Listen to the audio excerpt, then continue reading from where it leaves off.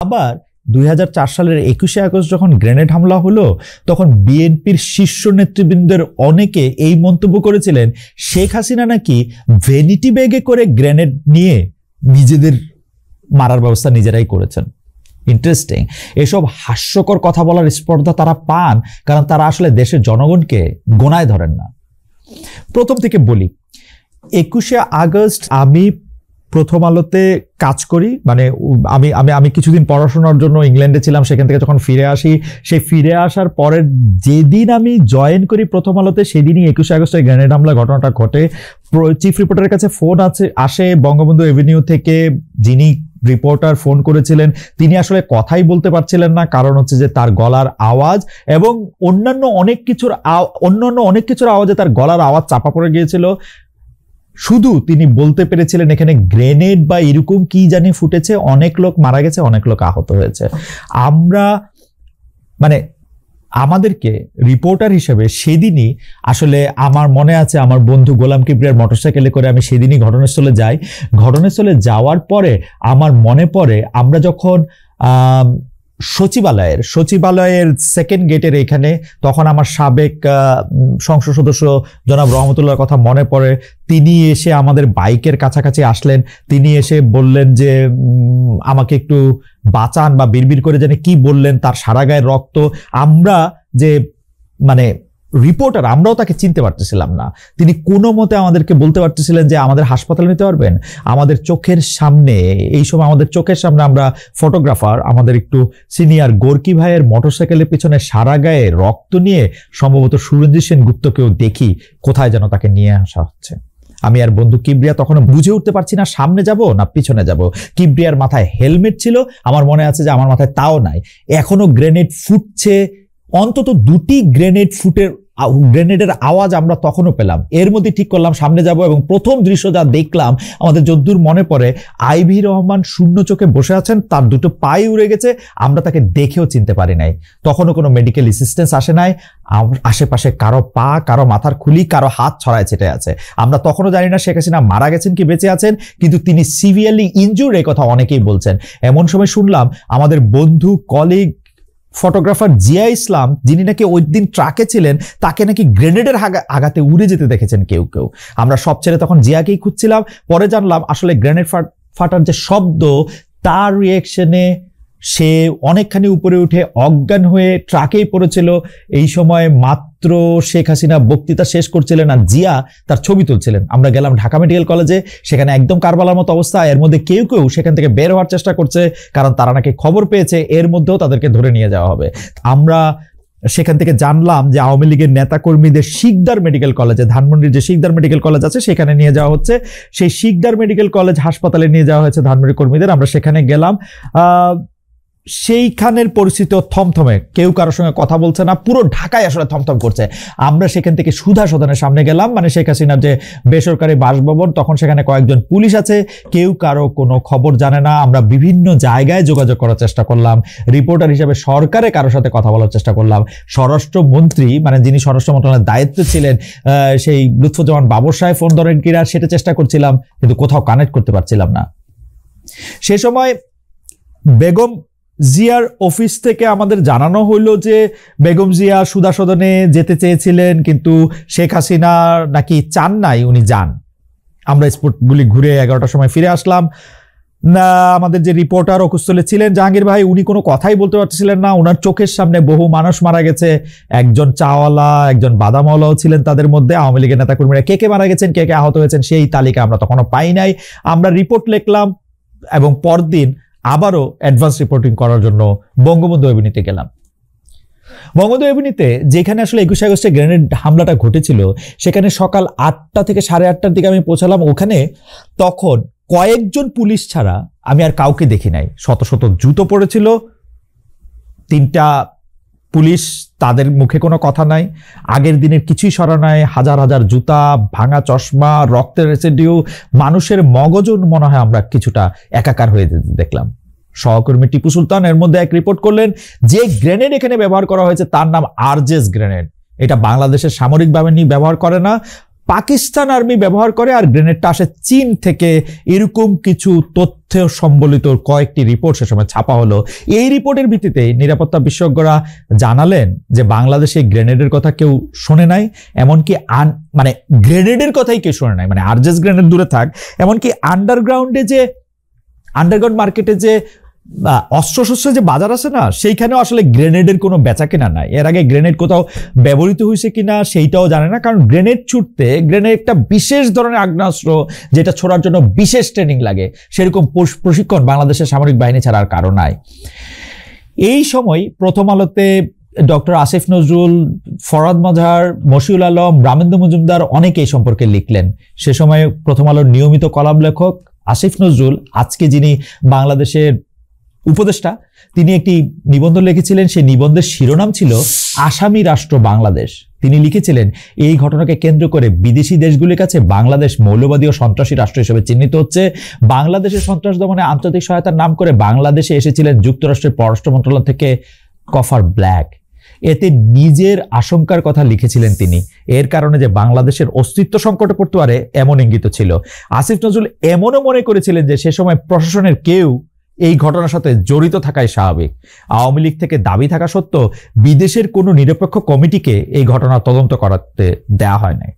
BNP যেহেতু সে সময় সরকারে ছিল, বিরোধী দল সহ দেশের সমস্ত নাগরিকের নিরাপত্তা রক্ষা করা ছিল তাদের দায়িত্ব, কিন্তু তারা পালন করে নাই সেই দায়িত্ব। ইংরেজি মানে যদি আমরা এরকম বলি, একটা প্রবাদ আছে, যারা বিচার বিভাগের সাথে সংশ্লিষ্ট তারা সকলেই এই প্রবাদ আসলে জানেন। সেই প্রবাদটা অনেকটা এরকম, justice hurried is justice buried and justice delayed is justice denied. Common law এর ক্ষেত্রে একটা বড় কথা হচ্ছে, একজন ভালো বিচারক দেখেন নথিপত্র, আর একজন খারাপ বিচারক তাকিয়ে থাকেন প্রেস ক্লাবের দিকে। এটা এমন একটা স্কিল, এটা এমন একটা ক্রাফট যেটা অর্জন করতে হবে। অর্থাৎ আমি বিচারকদের কথা বলতেছি, আমি জানি না মানে বিচারকরা যে বিচার করেন আমরা এটা মনে করি কিনা, এটা যে কেউ এটা করতে পারবেন। আমি খুব জোর দিয়ে বলতে চাই, বিচারকের কাজটা যে কেউ আসলে করতে পারেন না। তার ফলে কি হয়েছে, যেটি আগে বলছিলাম যে বিএনপি কিন্তু বিষয়টি চাপা দেওয়ার জন্য, সে সময়কার বিএনপি সরকার, আমি তাদেরকেই দোষ দিব যে তারা বিষয়টি চাপা দেওয়ার জন্য নানা রকম প্রক্রিয়া করেছেন। তারা জজ মিয়া বলে একজনকে হাজির করেছেন, সেই জজ মিয়াকে নিয়ে আষাঢ়ে গল্প এবং তাকে নিয়ে অনেক কার্টুন কমিক ছাপা হয়েছে। তার ভ্যানিটি ব্যাগে করে শেখ হাসিনাটি নিয়ে এসেছিলেন, গ্রেনেড মেরেছেন, সেটিও তারা এরকম করে বলেছেন। কিন্তু আমরা এটি ধরে নিতে পারি যে আসলে প্রফেসর আসিফ নজরুলের সাথে আমি একমত। উনি সে সময় যেটা কলামে লিখেছিলেন যে এইটা আসলে চাপা দেওয়ার ক্ষেত্রে এটাকে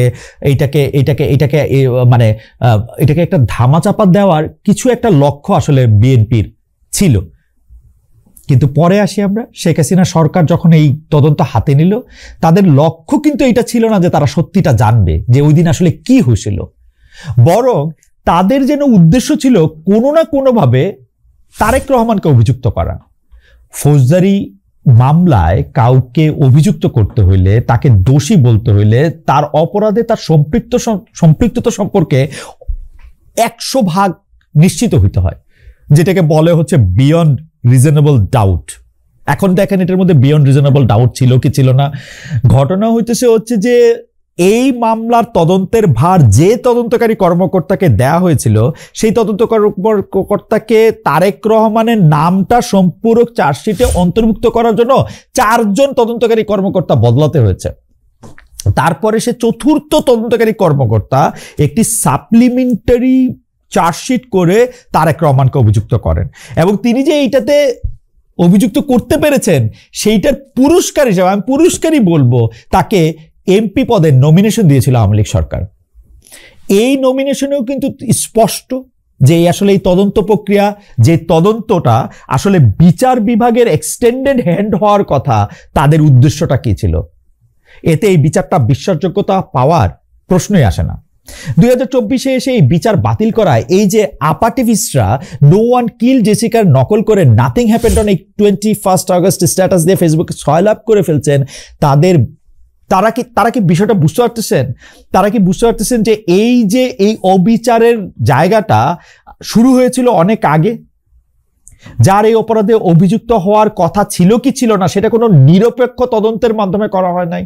তো যাদেরকে এরকম একটা সাপ্লিমেন্টারি চার্জশিট, যে সাপ্লিমেন্টারি চার্জশিটটার মধ্যে প্রসিডিউরাল মানে প্রসিডিউরাল ভুল আছে এবং যে ভুলটা আসলে ভুল না, যেটার মধ্যে যেটা প্রসিডিউরাল দুষ্টামি আসে, সেটা তারে সেই সব মামলায় তাদের খালাস না দিয়ে বিচারকরা কি করবে?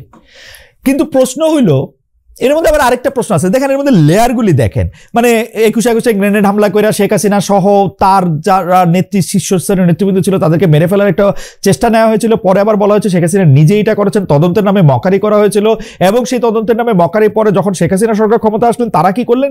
তারা হচ্ছে একবার দুইবার তিনবার আয়ও বদলায়া চার্জশিটটা একটা সম্পৃক্ত চার্জশিট দিয়া তার মধ্যে তারেক রহমানের নাম ঢুকায় তারপরে তারে বিচার করে এটার মধ্যে এটা করলেন। তো এই প্রসিডিউরাল ফ্লগুলি কি মানে কোর্ট দেখবে না? তো তারা এটা বাতিল করে দিছে। সেই জায়গার মধ্যে থেকে আইসা আপনি দেখেন জনাব তারেক রহমানের ঘটনাটা কি। তারেক রহমান কিন্তু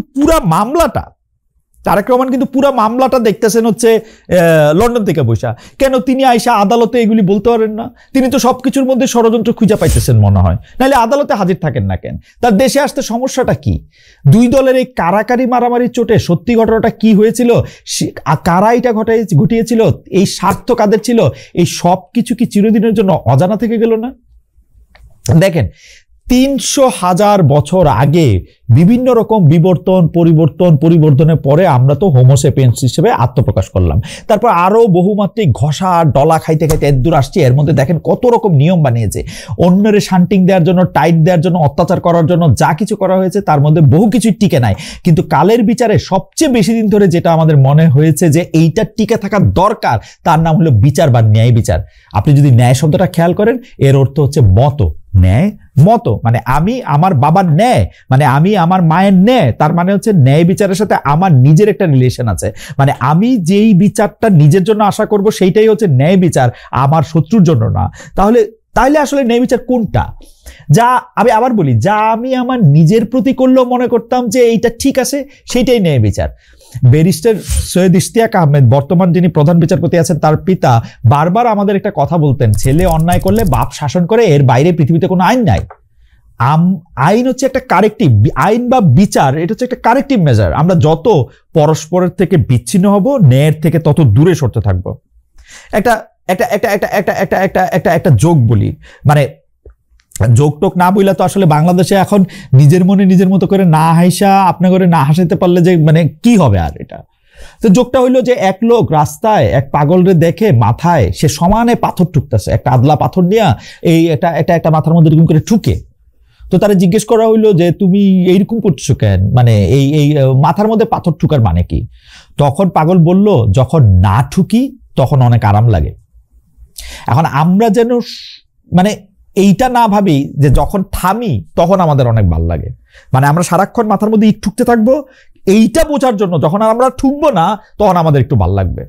গত কয়েকদিন ধরে একটা পতাকারে কেন্দ্র করে ভারত বাংলাদেশে যে যুদ্ধ মিছিল করে, তখন তা অবশ্যই আমাদের সবারই ভালো লাগে। ডক্টর ইউনূসের ডাকে বিভিন্ন রাজনৈতিক দলের নেতাকর্মীরা সাড়া দিয়ে একত্র হয়েছেন, এটাও ভালো। কিন্তু শুনলাম কেউ জানতে চেয়েছেন এর মধ্যে আওয়ামী লীগের প্রতিনিধি কই। আচ্ছা, মানে এটা নিয়ে কি বলবো?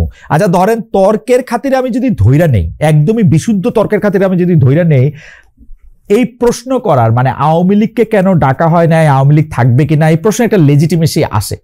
তাহলে আমার প্রশ্ন হচ্ছে যে তাহলে আওয়ামী লীগের কারে ডাকবে, মানে চিঠিটা কার নামে দিবে বলেন তো? শেখ হাসিনার নামে? শেখ হাসিনার ঠিকানা কি এখন আসলে?